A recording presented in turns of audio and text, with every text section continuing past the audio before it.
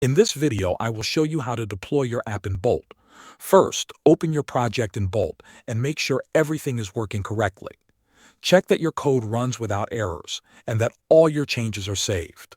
Next, look at the top right corner of your screen. You will see a Publish button. This is what you use to deploy your app.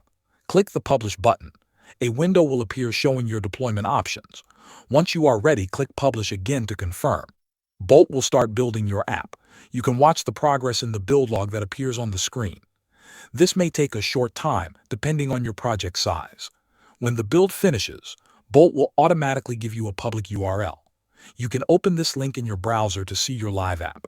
In the top right, you will see there's an option to add your custom domain. If you click the drop-down, you'll see options to buy a new domain or add a domain you already own.